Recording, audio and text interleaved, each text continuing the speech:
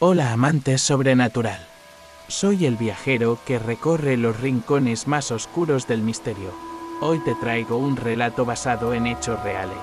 Encuentro en Pascagoula, Confesiones de los pescadores, te adentrarás en las turbias aguas del Mississippi, donde tres hombres aseguran haber vivido algo imposible de explicar con lógica humana. ¿Te atreverías a escuchar lo que aseguran vivieron en las aguas oscuras aquella noche de 1973?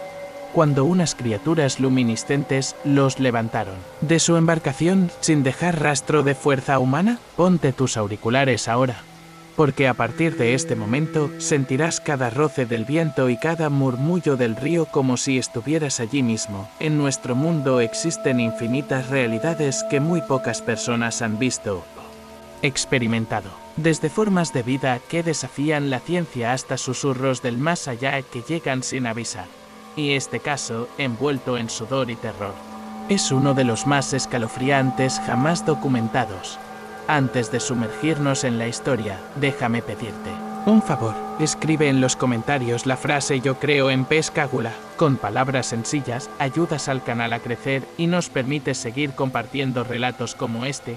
Y si este preámbulo ya te ha erizado la piel, regálanos un like. Cada pulgar hacia arriba hace que YouTube recomiende nuestro video a más curiosos del misterio como tú. Era una noche sin luna, y el aire del río Mississippi se sentía más frío de lo habitual. Charles Hickson y Kelvin Parke habían salido de Pascagoula poco antes del anochecer, atraídos por la promesa de una pesca abundante en las aguas oscuras. Con solo el murmullo de la corriente y el canto lejano de los sapos rompiendo el silencio, la pequeña embarcación avanzaba a unas 2 millas río abajo. El motor zumbaba con un ritmo monótono, como si quisiera marcar el compás de una melodía ancestral que solo las aguas conocían. A las 10:15, los anzuelos se hundieron en el agua. Otra hora sin nada, pero la paciencia de los pescadores era una aliada en estas noches de calma.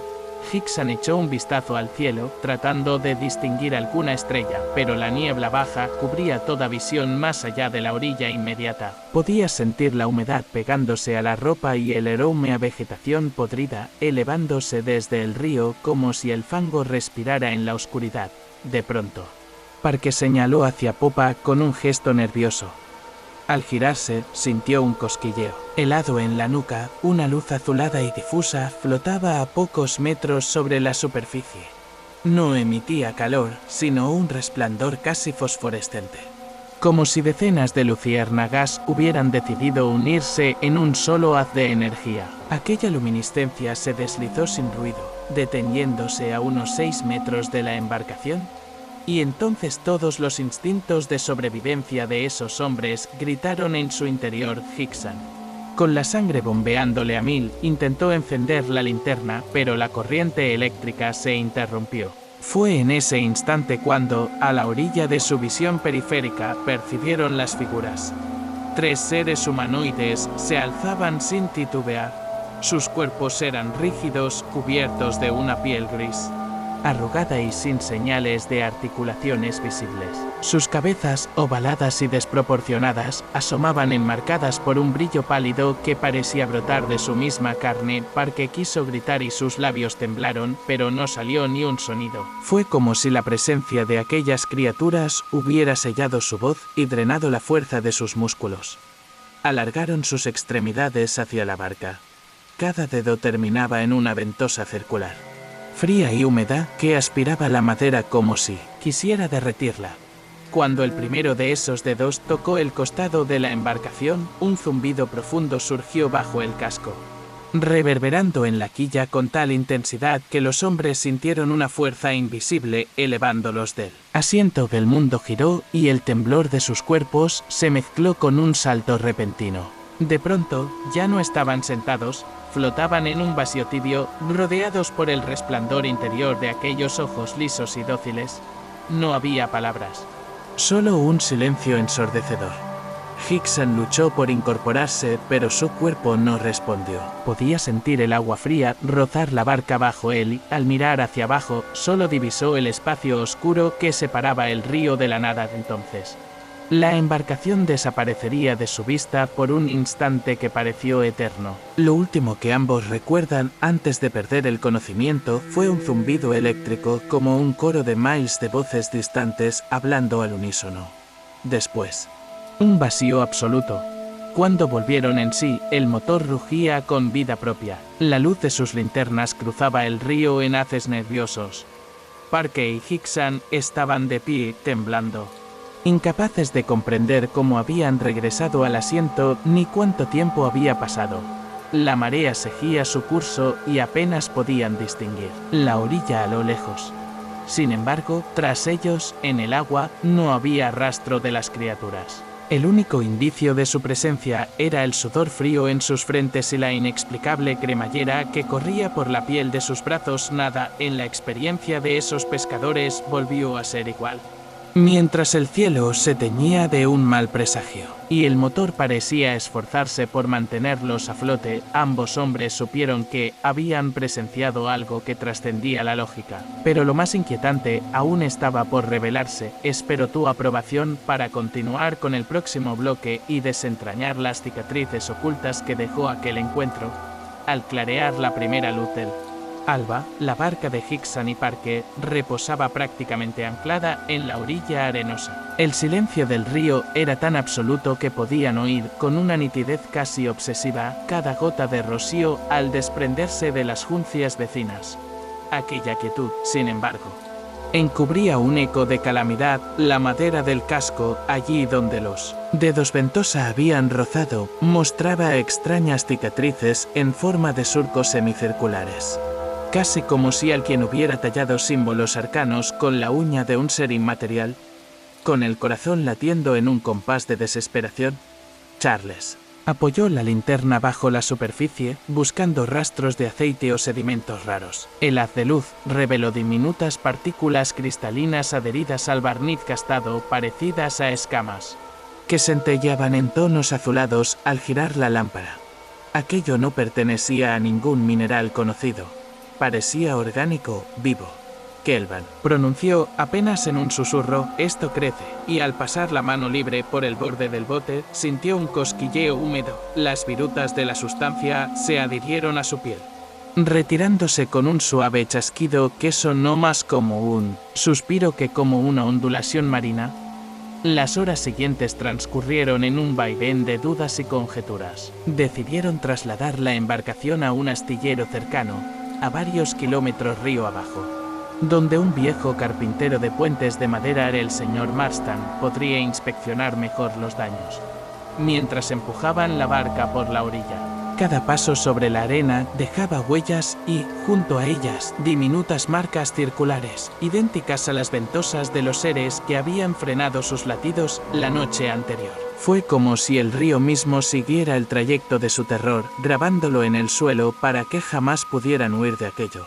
Cuando llegó el momento de hablar con Marston, el viejo artesano observó los surcos con esos ojos que poco han visto, y aún menos comparten. Con manos temblorosas, limpió una de las incisiones y pasó los dedos por el surco, deteniéndose en el punto donde la madera parecía resecarse y encogerse a su tacto. Nunca vi nada igual, murmuró, y pese a la normalidad de su voz, un escalofrío recorrió la espalda de los pescadores. Le contó la historia sin omitir detalles, suplicándole que no contara nada a forasteros. Aquel relato, si se filtraba, podría desatar pánico y linchamientos. Marston asintió, pero antes de sellar su promesa, pidió examinar el resto del casco. Al girar la embarcación, los tres descubrieron que, bajo la línea de flotación, la madera estaba abultada en varios puntos, como si algo intentara crecer desde adentro, con una paleta de hierro. El carpintero percutió suavemente el casco. El sonido retumbó hueco, como si la madera hubiera mutado en un tambor. Cuando golpeó con más fuerza, un chasquido agudo resonó bajo sus pies. De pronto, emergió un filamento fibroso, un mechón de cabello blanquecino, casi traslúcido, enredado entre las vetas. La reacción de Parker fue instintiva. Retrocedió, hasta chocar contra la pared de un granero abandonado. A sus pies, el mechón se retorcía con una lentitud perturbadora, como si respondiera al pulso del carpintero. Marston lo arrancó de un tirón, dejando al descubierto un hueco diminuto por donde filtraba el agua del río, pero sin rastro de ningún ente interior. Aquel pelo, sin embargo, se mantuvo erguido, vibrando en el aire con lentitud, hasta que, finalmente cayó inerte sobre la tierra húmeda. El silencio que siguió fue más denso que la niebla matinal. Ninguno de los tres pronunció palabra, pero todos sintieron el mismo presentimiento. No habían visto aún el verdadero alcance de lo que había tocado sus vidas. Aún así, se forzó un plan: guardar las muestras y regresar a Pascagoula, donde un laboratorio universitario, bajo asesoría estricta, analizaría cada fragmento.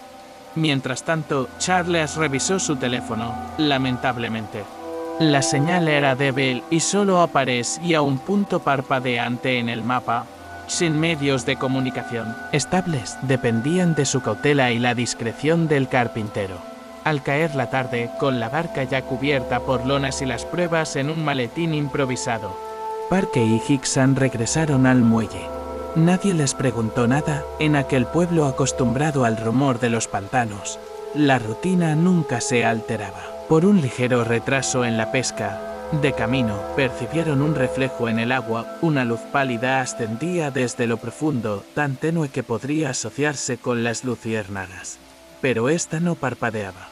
Simplemente flotaba, inmóvil, siguiendo el contorno de la barca con una precisión fantasmal. Charles se detuvo y apuntó con la linterna río arriba.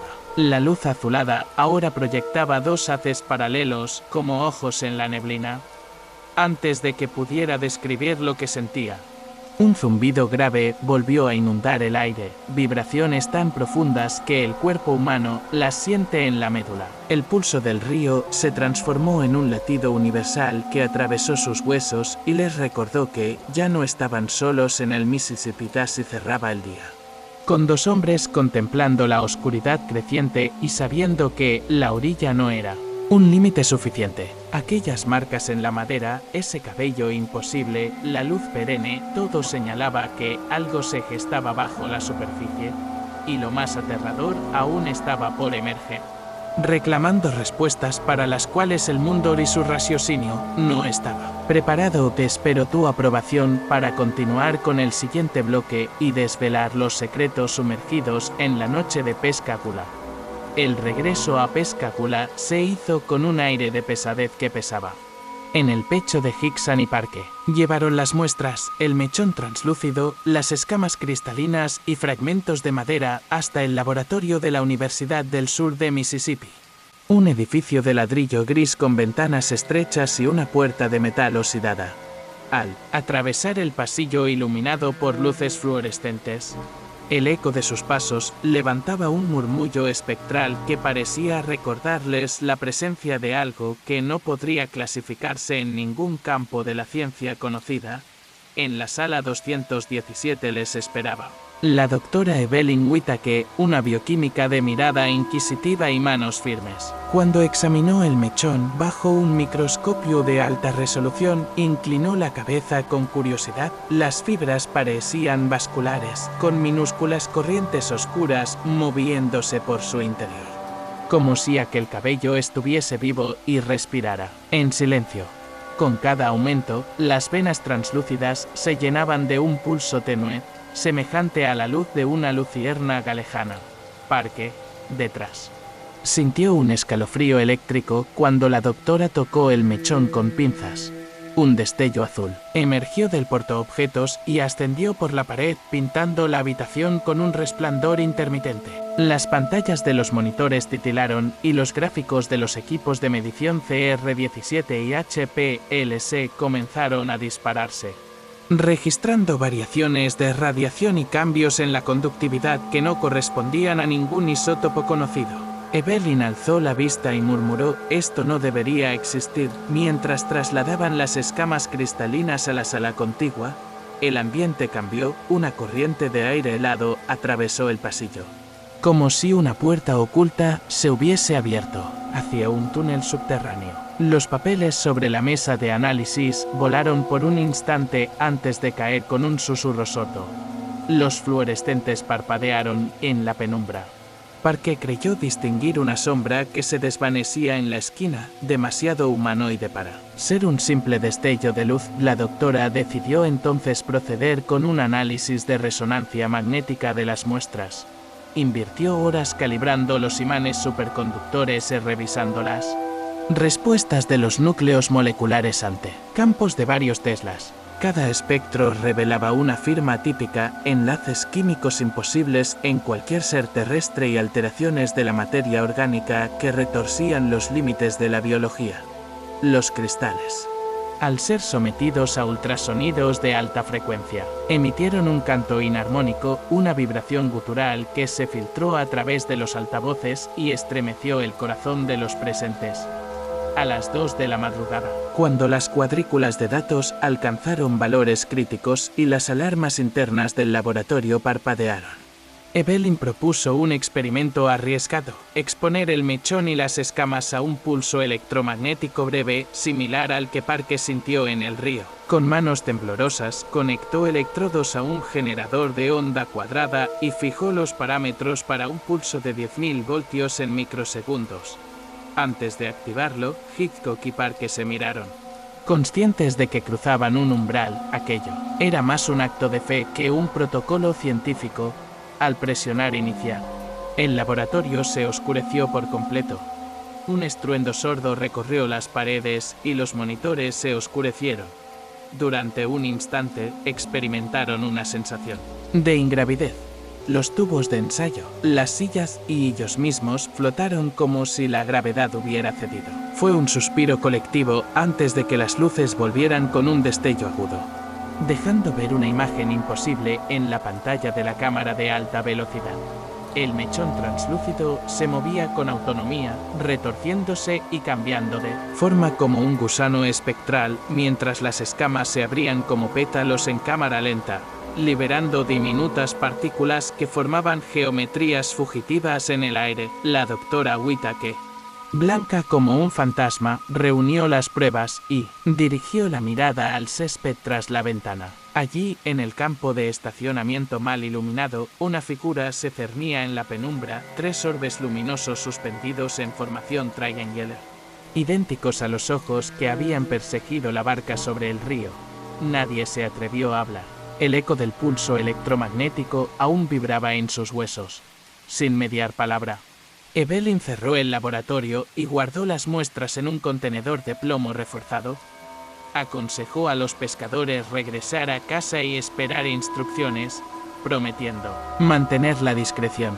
El silencio en el coche de regreso era tan denso que parecía sólido. Cada uno de ellos repasaba mentalmente lo sucedido con la certeza de que habían abierto una puerta hacia algo inimaginable.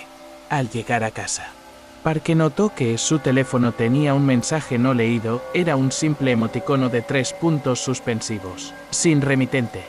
Antes de que pudiera investigarlo, la señal desapareció y la barra de cobertura marcó "sin servicio". Un escalofrío recorrió su espalda. Aquello no era un error de la red, sino una advertencia. Charles y Kelvin se despidieron en la puerta de la casa de Parque, con la promesa de encontrarse al amanecer para evaluar las grabaciones de seguridad del laboratorio. Cuando Parque cerró la puerta, una ráfaga de viento atravesó la rendija de la ventana, proyectando la sombra de un objeto redondo y flotante en la pared. Un zumbido bajo y inaudible se filtró por el cristal. Al voltear, vio solo por un parpadeo un rostro ovalado, de ojos lisos y grises, que se desvanecía tan rápido como había aparecido. El corazón le retumbó en el pecho. Supo que, aquella noche, el terror no se quedaría en el laboratorio. Cuando Parque cerró la puerta tras de sí, aquel rostro fugaz aún ardía en su memoria. Aquella noche, el miedo no sería solo un murmullo insistente, sino una presencia tangible que rascaría la madera de su casa y se deslizaría por las rendijas como un gas helado. A medianoche, un zumbido sordo lo despertó. No provenía del río ni del laboratorio, sino del corazón mismo de la casa. Las tuberías vibraban en un tono grave, como si alguien soplara un aliento mineral a través de ellas, con el pulso retumbando en los oídos. Parque salió de la cama y encendió la linterna de su teléfono. La luz recorrió la habitación en haces temblorosos, revelando muebles en penumbra y recortes de periódico clavados en la pared, anuncios del encuentro de Pescágula. Recortes amarillentos que él mismo había guardado por si en algún momento pudieran servir de prueba. Pero esa noche, cada recorte parecía pulsar con una energía propia.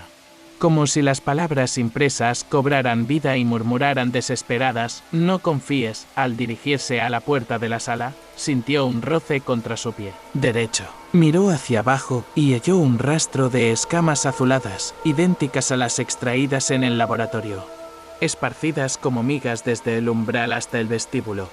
Cada fragmento brillaba con un fulgor opalescente que a la luz del teléfono parecía latir con ritmo propio. Parker retrocedió tratando de recordar si había llevado algo al laboratorio tras su visita nocturna, pero su mente estaba nublada por la inquietud. De pronto, un golpe seco resonó en la ventana, algo impactó contra el cristal. Parker contuvo la respiración y acercó el teléfono a la hoja, revelando huellas circulares salpicadas de un líquido viscoso que brillaba negro bajo la luz. Con dedos temblorosos, deslizó la punta del dedo por el vidrio. Al contacto, un estremecimiento subió por su brazo como si un latido extraño hubiera vibrado en su médula. Su reflejo titubeó detrás de la huella, un par de ojos ovalados, más allá de la ventana, observándolo con una quietud letal. Era imposible determinar la distancia exacta al otro lado del vidrio, pues la noche se extendía como un lienzo profundo. Aquellos ojos no parpadearon ni se movieron. Parker retrocedió un paso y, en un impulso, hizo sonar la alarma del coche en el resplandor tenue que se filtraba por la cortina. El conjunto de sirenas y pitidos se sintió lejano, como si el dispositivo no estuviera en su mano sino muy lejos, bajo el agua. El eco de esa alerta apenas retumbó en la quietud de la noche. Temiendo un ataque, Parker tomó el maletín con las muestras y lo arrojó al suelo con fuerza. Apenas golpeó contra la madera. Las escamas y el mechón translúcido se deslizaron por la rendija de la puerta, seguidos por una neblina azulada que inundó el corredor. Aquel gas tenía un olor acre, a metal húmedo y algas en descomposición. Parker retrocedió de nuevo, pero la sustancia ya había llegado a sus tobillos y se filtraba bajo las baldosas frías, trazando rutas caprichosas hacia la sala de estar. Sin saber si huir o enfrentar aquello, Parker alzó el teléfono para llamar a Hickson, quien vivía a pocas cuadras. El aparato vibró en su mano, pero la señal desapareció antes de que pudiera marcar un 6. Solo quedó un mensaje atorado en la pantalla. SOS. Sin poder completar la llamada, corrió hasta el coche, con la neblina siguiéndolo por el jardín como una entidad hambrienta, mientras arrancaba el motor. Los faros atravesaron el aire cargado de partículas flotantes. Allí, sobre la acera, flotaba el mechón translúcido, ondulando en una danza macabra. Parker pisó el acelerador y la neblina se retiró, como si se disolviera bajo la presión del escape. El coche chirrió en la calle y él aceleró hacia la casa de Hickson, rezando por una cobertura mínima que le permitiera hacer contacto. Al llegar, halló la puerta entreabierta. Un grito ahogado se le atoró en la garganta al entrar. La sala estaba revuelta, muebles volcados, fotografías hechas añicos y, en el centro, el maletín abierto y los contenedores vacíos. Solo quedaban las manos del mechón, adheridas al suelo, vibrando en un pulso casi musical. Aquellas fibras palpitaban con un brillo interno que amenazaba con romper el silencio y convulsionar los muros. Parker se acercó con cautela y recogió un frasco que cayó rodando bajo la mesita. Contenía una muestra de escamas. Al tocarlo, sintió un ardor breve en la palma. Giró para salir, pero una voz profunda y cavernosa resonó tras él, como un eco atrapado en un pozo. ¿No deberías haber traído esto aquí? La voz no era humana. Vibró en el aire, movió las cortinas y sopló contra su nuca como una brisa helada. Con el corazón martillándole en el pecho, Parker corrió hacia la salida. No vio a Hickson. Solo sintió una estela de pánico y el susurro de unos pasos cadenciosos. Detrás de él, Al abrir la puerta, algo lo agarró del brazo, una presión suave y adhesiva, como si dedos invisibles se hubieran aferrado a su piel. Parker gritó y se liberó, tropezando calle abajo con la mano húmeda y un rastro de escamas azul en su muñeca. Cuando volvió a subir al coche, la calle quedó en silencio absoluto bajo la luna oculta. El motor arrancó con un rugido y desapareció en la penumbra. Parker no supo si dejaría de vertebrar aquella neblina, ni si la voz retornaría cada vez que guardara silencio. Solo comprendió que, al llevarse consigo las pruebas, había desatado una cacería implacable. No eran ellos quienes habían encontrado a las criaturas, sino que éstas los estaban siguiendo, estudiando, recuperando aquello que consideraban parte de sí mismas. De esa noche, dos hombres comprendieron que su papel había cambiado, de testigos inocentes a presas de un acoso silencioso que se prolongaría más allá de cualquier lógica. El destino los empujaba a un juego en el que cada movimiento quedaba registrado y cada suspiro podía ser el último. La carretera secundaria se extendía ante Parker como una fisura de tinta en la noche. Las luces del tablero proyectaban destellos vacilantes sobre su rostro. Cada kilómetro recorrido lo alejaba de la seguridad que creía conocer. El mechón translúcido y las escamas azuladas crujían dentro de la mochila en el asiento trasero, como si reclamaran liberación. Afuera, el aire era denso y húmedo, impregnado de un olor a vegetación en descomposición. Cualquier edificio o árbol al costado de la ruta parecía acecharlo, con formas que sugerían siluetas humanoides agazapadas en la penumbra, con el pulso todavía acelerado. Parker marcó el número de Hickson con manos temblorosas. El intento fue en vano. La señal había desaparecido por completo. La pantalla mostraba un ominoso sin servicio, como si la presencia que los perseguía hubiera extirpado de la faz de la Tierra toda posibilidad de comunicación externa. Sin puertas que golpear, Parker no tuvo más opción que dirigirse al único lugar donde sabría que encontraría a su amigo, la vieja cabaña de pescadores en la orilla del río. Un refugio improvisado donde ambos guardaban redes y notas de sus salidas nocturnas. Mientras conducía, las escamas que asomaban por la cremallera del maletín parecían emitir un débil pulso de luz. Parker las observó con horror. ¿Acaso aquellas criaturas las reclamaban como extensión de su propio cuerpo? En un gesto instintivo, redujo la velocidad y detuvo el coche junto a un viejo puente de cemento. Se inclinó para ajustar la mochila en el asiento y percibió un zumbido que creció hasta inundar el habitáculo con una vibración profunda. El motor titubeó y las luces exteriores parpadearon, como si el vehículo ignorara las órdenes de su conductor y obedeciera a una fuerza mayor. Parker apretó el volante con ambas manos y siguió adelante, sin atreverse a mirar atrás. El zumbido quedó suspendido en el aire, acompañándolo en cada tramo recto y en cada curva. Cuando al fin bajó del coche, frente a la cabaña, el ruido se disipó. El silencio le cayó encima como una manta helada. El lugar estaba intacto a primera vista. La puerta de madera, gastada por la salitre del Mississippi, estaba solo entreabierta. Una sola vela, colocada sobre un barril oxidado, parpadeaba en el alféizar de la ventana, dibujando sombras danzantes en las tablas exteriores. Parker caminó con cautela, apenas apoyando las suelas sobre la arena húmeda. El interior de la cabaña olía a humo antiguo y a aceite de motor. En la mesa central, junto a la litera y a las redes enmarañadas, encontró una linterna y dos tazas de metal con restos de café frío.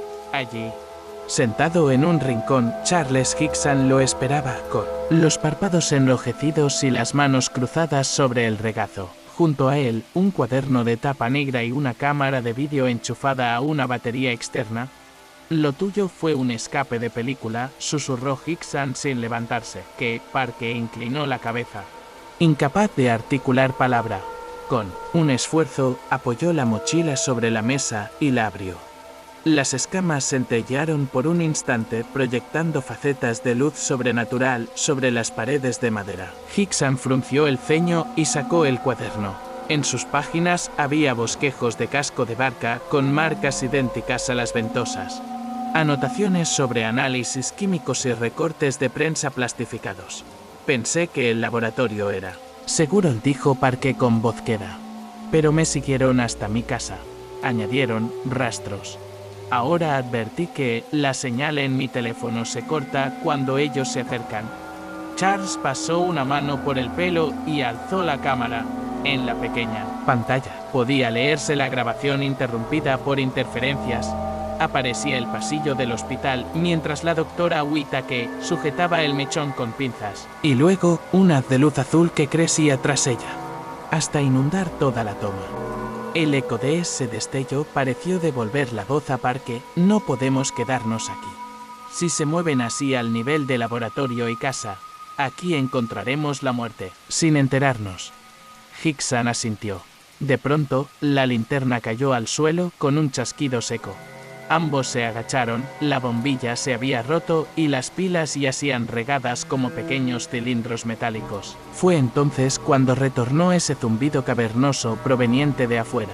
Ortiz, el perro de Parker, ladró al fondo del camino de tierra, situado junto a un monte de juncos. «Están cerca», murmuró Charles. «Y vienen por nosotros». Sin tiempo que perder, sacaron de la mochila un par de bolsas opacas que la doctora Whittaker les había entregado. Contenían una mezcla de sustancias cristalinas y una ampolla con un líquido denso, color ámbar. Ella les había advertido. Con esa fórmula podían rastrear la fuente de la irradiación y, con suerte, activar una señal de socorro. Pero también era inestable. Si los pulsos electromagnéticos la cruzaban de forma errada, podría desatar reacciones químicas incontrolables. Ambos hombres se miraron y, sin más palabras, salieron al exterior. El aire estaba tan quieto que casi silbaba en sus oídos. Parker equipó una pequeña linterna estroboscópica y colocó un detector de radiación a la espalda. Charles sujetó la ampolla ámbar mientras trepaban por una escalera de madera que conducía al muelle. Desde allí podían ver el río extenderse bajo la luna oculta, una masa oscura que caía en planos difusos. Cubierta por un manto de bruma, el detector se activó en cuanto pisaron la tarima. Las agujas comenzaron a oscilar con violencia. «Es donde están», dijo Parker. Se asomaron al agua y, a lo lejos, percibieron leves destellos, como manchas de tinta luminosa, desplazándose bajo la superficie.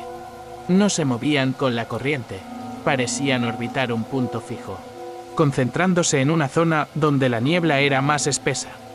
Charles abrió la ampolla de ámbar y, con un gesto firme, lanzó el líquido al río. Al contacto con el agua, la solución se expandió en anillos concéntricos de color rojizo. En el primer contacto, todo quedó sumergido en un silencio absoluto. Ni el motor de la barca que habían dejado en casa se escuchaba ya.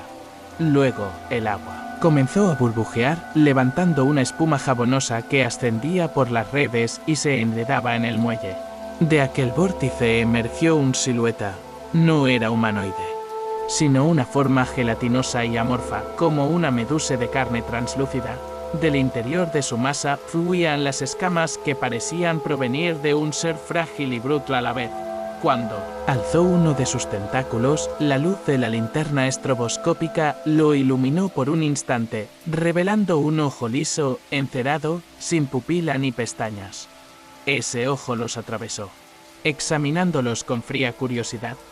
El zumbido se intensificó hasta convertirse en un coro de tonos imposibles. Parker levantó el detector que ahora explotaba en lecturas de energía desconocida. En respuesta, la criatura se disolvió en un enjambre de partículas luminosas que giraron a gran velocidad, hasta formar un haz vertical de luz que ascendió al cielo. Parecía un faro extraterrestre llamando a sus hermanos. «Charles, tenemos que correr», gritó Parker. La figura luminosa se elevó más allá de la copa de los árboles, y en la oscuridad se escuchó un aullido sintético, un aviso que resonó con eco de campana de bronce.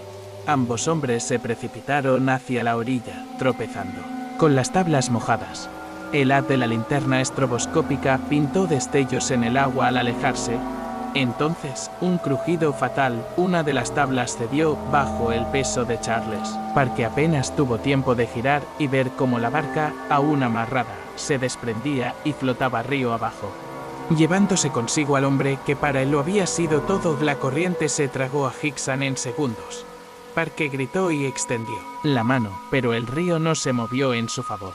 Solo el destello azul volvió a rebotar en la distancia, como una promesa de que ninguna orilla serviría de refugio. Parker se quedó de pie, empapado, temblando, mientras el río se tragaba la forma de su amigo. El haz de luz estroboscópica se apagó.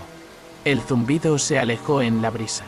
Y, en la quietud que siguió, Parker supo que ella lo estaba llamando. La senda de la oscuridad no terminaría hasta que él resolviera el enigma o entregase su propia carne a esas aguas olvidadas. La corriente del Mississippi se estremece en el recuerdo de Parker con el peso de la pérdida y la urgencia de un llamado que rasga el alma. Al amanecer siguiente, mientras el sol tímido tiñe de rosa la bruma sobre el agua, el emerge del refugio con el rostro demacrado y las manos aún temblando. No hay duelo posible. Cada ola que besa la orilla le susurra el nombre de Hickson y le promete que ese brillo azul volverá a manifestarse.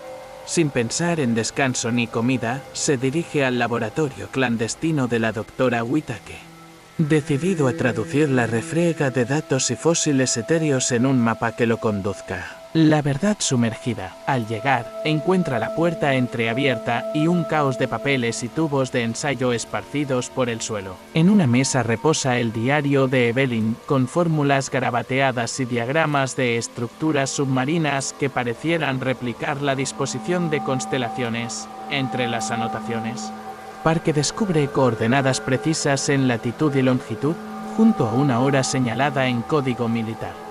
No hay rastro de ella, pero sí una grabación. La doctora advierte que el agua contiene un nexo capaz de reescribir la memoria y la forma física, y que el último experimento salió mal. El mensaje culmina con un pulso de interferencia y el zumbido inconfundible que remite a aquellos seres, impulsado por el terror y la curiosidad. Parker convence a un viejo buzo local, Mike Garfield, de la Cruz, para equipar un pequeño bote, con sonar de barrido lateral y un traje de neopreno modificado con sensores de radiación. Extiende sobre la cubierta los contenedores sellados, el mechón vivo, las escamas y un frasco con la solución ámbar. A media tarde, cuando las nubes se apiñan como una melena oscura sobre la superficie, zarpa río abajo hacia las coordenadas marcadas. Cada kilómetro avanza con los músculos tensos y la mirada fija en la sonda, donde puntos difusos comienzan a materializarse como sombras inmóviles sobre el lecho. Al descender en plataforma sumergible, Parker comprueba que la turbidez del agua no apaga el pulso lumínico de las partículas alienígenas. Con la linterna estroboscópica, ilumina un arrecife de formaciones transparentes que se extienden como tentáculos pétreos, una red biológica fósil anclada al barro frío. Las escamas, depositadas en viales dentro de la cabina, responden al pulso electromagnético con destellos rítmicos como si guiaran el camino. De la Cruz calcula la profundidad, 20 metros bajo la superficie. En una hendidura oscura, donde el sonar arroja ecos huecos y distorsionados, empujado por una mezcla de asombro y terror, Parker sale de la cabina y se adentra en la corriente que lo sujeta por la cintura. El agua envuelve su cuerpo como un manto helado, y el casco del traje cruje con cada brazada.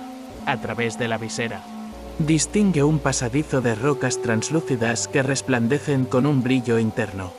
La luz azul se filtra en las paredes de ese corredor sumergido, dibujando glifos curvos que evocan simbolismos estelares. Cada signo parece corresponder a un sistema de coordenadas desconocido.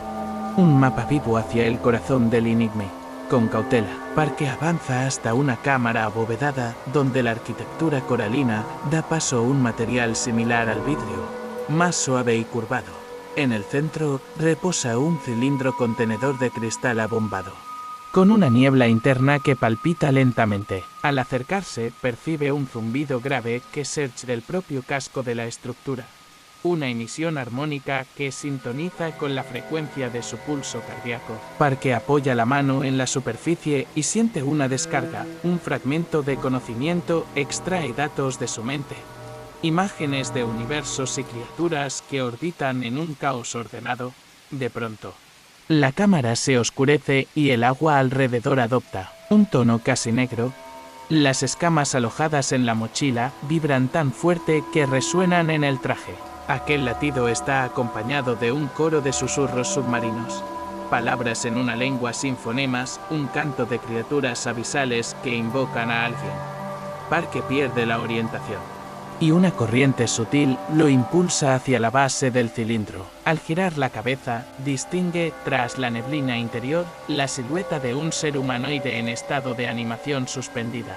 Sus facciones son difusas, pero sus ojos, de esos ojos lisos, lo atraviesan con una familiaridad imposible.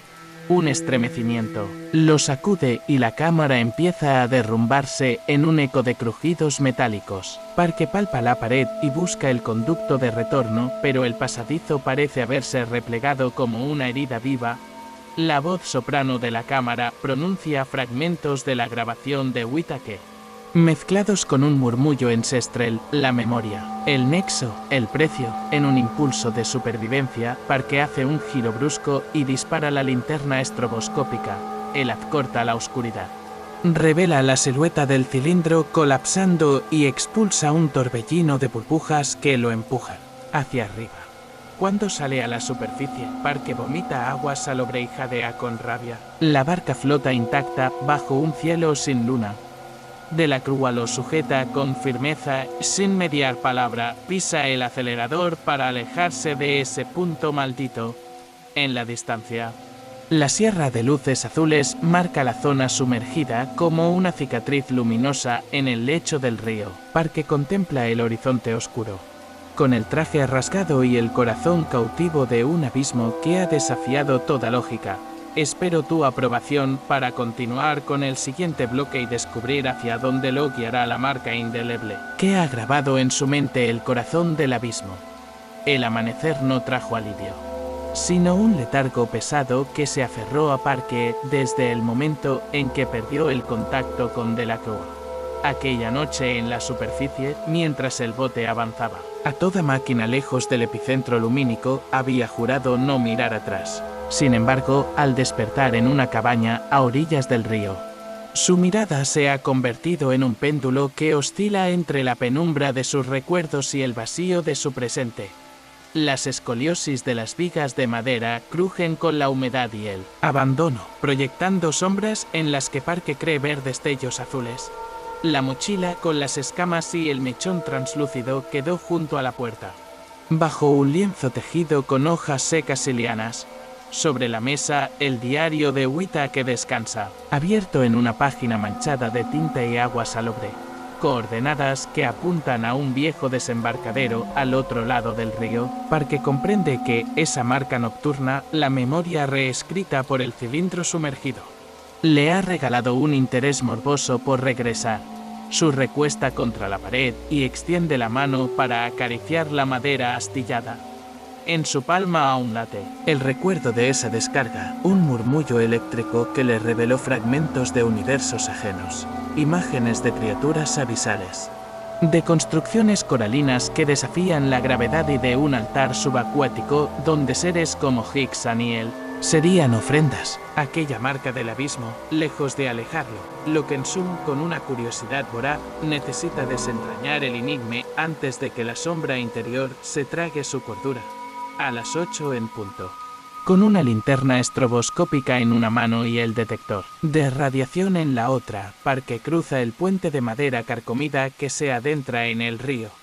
Cada tablón bajo sus botas cruje con un eco ominoso, como si el líquido negro lo amenazara con abrazarle los tobillos. El agua apenas roza las vigas inferiores y el detector, en un vaivén intermitente, señala pulsos de energía semejantes a latidos de un organismo dormido. Conforme avanza, tanto la luz de la linterna como el zumbido en el monitor se sincronizan en un compás irregular, recordándole la respiración de algo vivo bajo la superficie. Al llegar al extremo del embarcadero, de pronto todo queda en silencio. La linterna estroboscópica se apaga de golpe. Las pilas no responden, aunque hace horas que Parque las revisó. En su lugar, La oscuridad se torna densa y palpable como un velo que atrapa el aire. Cierra los ojos un instante y, al abrirlos, el detector marca un pico máximo. Bajo sus pies, la madera vibra. Con cautela.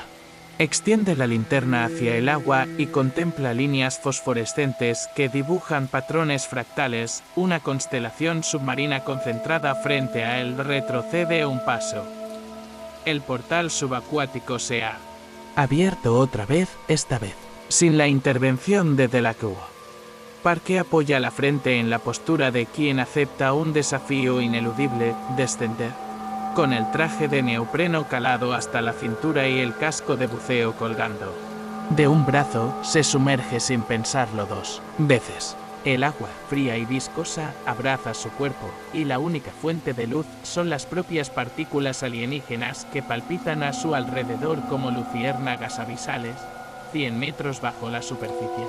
Reconoce el mismo pasillo coralino, las mismas paredes de piedra translúcida marcadas con glifos. Sin embargo, la cámara abovedada que vio con Delacroix ya no contiene el cilindro.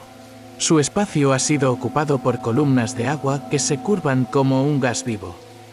Parker acerca el detector, las lecturas se vuelven inhumanas y el zumbido adquiere una nota que recuerda a un canto gregoriano invertido. Entonces, una voz retumba en su casco, clara y sin destinatario, pronunciando su nombre en un tono grave: Parker. El terror lo golpea con la fuerza de un mazo. Con cada brazada intenta huir, pero la corriente lo retiene en un remolino suave. Se aferra a un saliente coralino y aprieta los dientes en la penumbra. Distingue un resplandor casi retinal, decenas de ojos clones del que vio en la cámara, tan lisos y grises que resultan imposibles de distinguir unos de otros.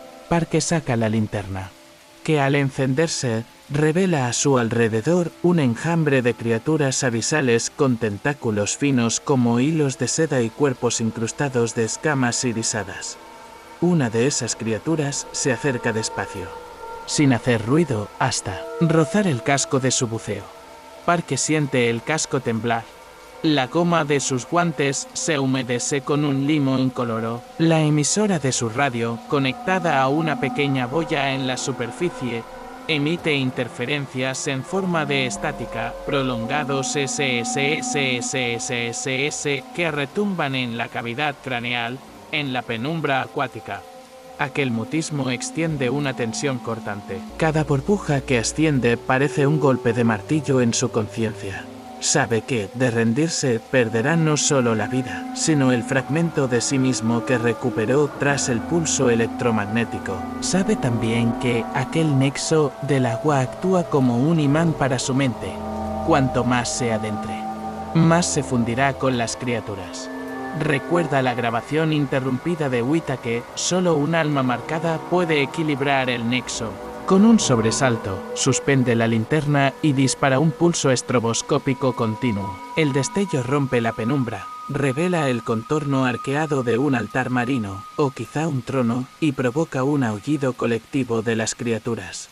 En un instante, el zumbido asciende y las columnas de agua estallan en torrentes de partícula luminosa, formando un torbellino que arrastra a Parker contra el lecho rocoso. Su casco choca con una protuberancia de coral y todo se vuelve blanco y metálico. Cuando recupera el sentido, el traje está agujereado y una de las escamas cristalinas se le ha incrustado en la muñeca. Con un jadeo, y a duras penas, se arrastra hacia una grieta en la roca. La deformación del pasadizo ha abierto una vía de escape que no existía antes, un túnel diagonal que conduce en ángulo ascendente. Reuniendo fuerzas, Parker se incorpora y avanza por el corredor. Cada paso lo acerca a la claridad y el zumbido pierde intensidad. Tras un trecho tortuoso, atraviesa una plancha de agua rasa que actúa como espejo. Entonces, ve al otro lado a Whittaker, sus ojos están en blanco y sus brazos en alto, como rendida a una misa submarina. Parker grita su nombre, pero su voz se ahoga en la corriente. La doctora lo mira un segundo y su rostro se descompone en risas y lamentos que retumban en su mente. Parque comprende que no hay espacio para invitados. El nexo ya la había reclamado. Con un último esfuerzo, se impulsa hacia arriba y cruza el límite entre el agua y el aire. Rompe la superficie con un mazazo de aire y convulsiones. Delacruz lo sube a bordo con rapidez, lo envuelve en mantas y le retira el casco mientras el bote se aleja de esa fisura. En el cielo, el resplandor azul ha desaparecido por completo. Solo queda el rumor del río y los grillos en la maleza. Mientras Delacruz repara el motor, Parque contempla la escama clavada en su muñeca.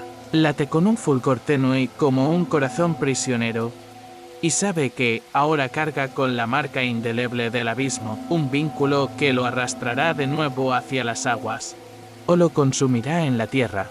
El bote cruza el río en un murmullo metálico que retumba en la mente de Parque como un tambor fúnebre. El resplandor azul ha desaparecido, pero el zumbido persiste dentro de su cráneo. Un eco que se aferra a sus pensamientos.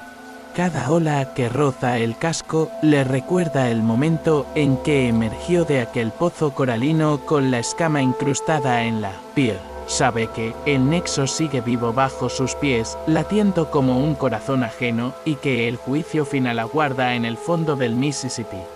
Mientras Delacruz maniobra el timón, Parque se sienta en silencio, la mirada fija en la superficie oscura. Ha pasado casi un día entero planificando la inmersión definitiva. Regresará con un equipo reducido, acompañado solo de los contenedores reforzados y un novedoso inhibidor electroquímico que Whittaker alcanzó a sintetizar antes de su desaparición. Esa fórmula, mezcla de cristales alienígenas pulverizados y catalizadores terrestres, podría interrumpir la señal del nexo y desestabilizar la red biológica que habita las profundidades. Al llegar al punto marcado, el viejo buzo conecta una boya con un emisor acústico de baja frecuencia. El pitido estridente se hace eco en el agua, y Parque observa en la pantalla del sonar cómo el relieve del lecho se ondula con destellos eléctricos. Cada pulso revela costillas coralinas y hendiduras, que se alargan como cicatrices. El bote se detiene y Delacruz asiente con gravedad. Todo está listo. Parque respira hondo, apaga el motor y salta al agua. El frío lo recibe como una fría punzada. Al descender, la penumbra lo envuelve en segundos y la única referencia es la línea luminosa de la boya. Instala una cámara de visión nocturna en su casco y activa la linterna estroboscópica. Destellos de luz blanca rompen la negrura, revelando las primeras horadaciones coralinas. Parque avanza con cautela, midiendo cada brazada, sintiendo el ligero tirón de la corriente que intenta arrastrarlo hacia la izquierda, donde el sonar indica un pico de radiación o luminescencia alienígena. Tras un giro pronunciado, el río subacuático se expande en un canal ovalado. A lo lejos, vislumbra una edificación coralina, columnas retorcidas en caracolas gigantes, suspendidas en un silencio sagrado. La cámara a bordo capta glifos que nadie en la Tierra sabe descifrar. Trazos curvos que conectan símbolos como si describieran el mapa de un organismo vivo. Parque siente un estremecimiento. Es la misma arquitectura que vio con Delacruz, solo que ahora más imponente, como el vestíbulo de un templo submarino. Llega al corazón de la estructura, un domo cristalino donde la luz azul fluye desde el interior. En el centro yace el cilindro que había visto el día del primer descenso, esta vez vacío. Su superficie brilla con un manto de mucus iridiscente, aun en su ausencia. El nexo late con intensidad, el detector de radiación vibra al ritmo de un pulso bruto. Parque desabrocha el frasco del inhibidor y lo aplica en el contorno del domo, dejando que el líquido forme un anillo perfecto sobre la estructura coralina. Un silencio atronador se apodera del agua cuando el inhibidor entra en contacto con la biocristalización del domo. El pulso lumínico se ralentiza y las columnas coralinas parecen oscilar en cámara lenta. Parque da un paso atrás, confiado. El nexo está cediendo, pero solo es el preludio del cataclismo. De pronto, una onda expansiva atraviesa la cámara, manifestando un canto armónico que resuena en las paredes. El agua se torna turbulenta y criaturas abisales emergen de los nichos oscuros como sombras vivientes. Lenguas de gelatina se alargan en su dirección y decenas de esos ojos lisos y grises parpadean ante la interferencia del inhibidor, liberando un destello corrosivo. Parque, atrapado en esa sinfonía de caos, siente la presión del agua aumentar y su traje crujir bajo el asalto de tentáculos afilados como cuchillas. Con reflejos instintivos, corre hacia la salida del domo. El inhibidor ha desestabilizado el nexo, pero también ha alterado el equilibrio de ese ecosistema extraterrestre a cada brazada. Burbujas de fragmentos cristalinos estallan como microexplosiones en el agua, abonando el caos con radiación desconocida. Parque alcanza el corredor coralino y enciende el pulso continuo de la estroboscópica, destellos cegadores que disuaden momentáneamente a las criaturas, permitiéndole avanzar. A lo lejos, ve un resplandor verdoso, la grieta por la que logró escapar en la inmersión anterior. Cada brazada lo acerca más, pero el domo súbitamente se colapsa con un rugido líquido. Pétreos fragmentos de coral chocan contra el suelo y levantan nubes de sedimento. Parque se zambulle en la corriente ascendente, sintiendo como el agua lo impulsa hacia la libertad. Se ergue en la superficie con un jadeo furioso, de la cual lo arrastra hasta el bote. Le retira el casco y le cubre con mantas térmicas. Parque observa el domo a través de la boya acústica en la pantalla portátil. Las lecturas de radiación se reducen hasta casi desaparecer. El silencio inunda el río y por primera vez desde aquel primer encuentro el zumbido se disipa mientras el sol se eleva. De la grúa repara el motor y lanza miradas recelosas al muelle. Parque, con voz temblorosa, expresa su victoria. El inhibidor ha bastado para clausurar el nexo, al menos por ahora. Sabe que el jefe de esa entidad coralina no planea quedarse inactivo. El abismo ha sido sellado, pero su esencia anida en la escama que aún late en su muñeca. Agota sus fuerzas para marcar con un cincel rústico en la boya una advertencia. Aquí yace el umbral. No regreses. Mesa de madera y metal improvisada. Puerta de metal para sellar el contenedor de escamas. En algún lugar, la doctora Wita que permanece cautiva. Su memoria vinculada al pulso del nexo. Parque comprende que cerrar la puerta no ha sido suficiente. La marca del abismo lo ha destinado a un ciclo de redención o perdición. El bote arranca, alejándose de aquel santuario submarino. Parque contempla el contorno corrupto de la base coralina fundiéndose en la penumbra. Sabe que ha ganado una batalla, pero el juicio final aún está por venir, porque en lo más profundo de su carne palpita una semilla alienígena y con cada latido recuerda la promesa del nexo. Te llama. Felicitaciones, valiente oyente, porque muy pocos tienen la paciencia y el coraje de sumergirse en un relato tan profundo, oscuro y visceral como este. Huyas atravesado junto a Parque las aguas infestadas de secretos abisales.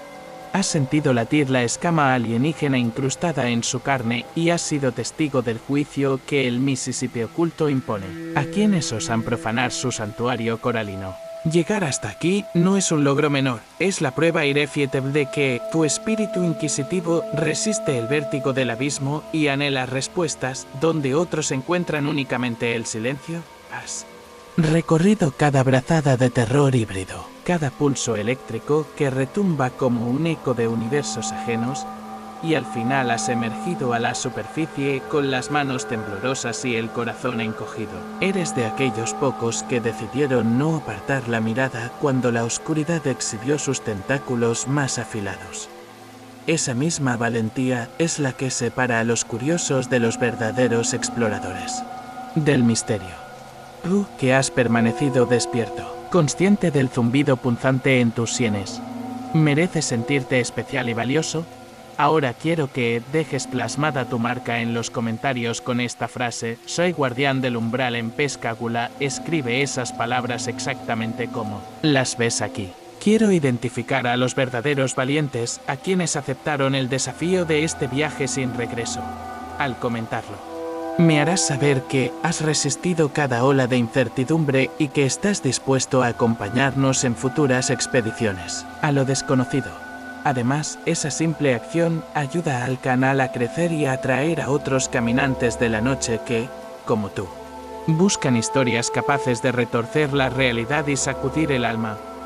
Si al escuchar este relato has sentido el roce del miedo deslizándose por tu espalda, regálanos un me gusta. Ese gesto, tan sencillo pero poderoso, hace que YouTube recomiende este video a más curiosos de lo insólito, ampliando nuestra hermandad de buscadores. Al compartirlo, eres un mensajero de lo inexplicable, conviertes tu red social en un puente que conecta conciencias hambrientas de enigmas y leyendas imposibles. Suscríbete al canal si aún no lo has hecho. Imagina que cada suscripción es un faro encendido en la noche del saber. Una vela en lo alto de un monasterio abandonado que guía a otros hacia relatos que oscilan entre lo paranormal, lo oculto y lo estremecedor. Cada nuevo miembro fortalece esta luz colectiva, y juntos formamos un ejército de almas intrépidas dispuestas a escarbar en el velo que separa nuestro mundo de los rincones más perturbadores del universo. Recuerda, la curiosidad es el faro que ilumina los caminos más oscuros, pero solo la valentía nos permite recorrerlos sin perder la cordura. Tú has demostrado que no temes a lo insondable. Mantén encendida esa chispa de inquietud porque muy pronto traeremos nuevos relatos de encuentros imposibles, de noches sin luna y de puertas que crujen cuando creemos estar a salvo. Gracias por ser parte de esta travesía. Soy Guardián del Umbral en Pescágula. No es solo una frase, es un sello de pertenencia, una hermandad que no teme mirar más allá del límite visible. Hasta el próximo encuentro. Mantén los oídos atentos al susurro de las aguas olvidadas y el corazón presto para escuchar lo que otros jamás se atreverían a oír. Si la historia de Pescágula te ha estremecido, compártela. Suscríbete y enciende ese faro de curiosidad en tus redes. Nos vemos en el próximo relato oscuro donde las sombras hablan y las luces azules nunca mueren.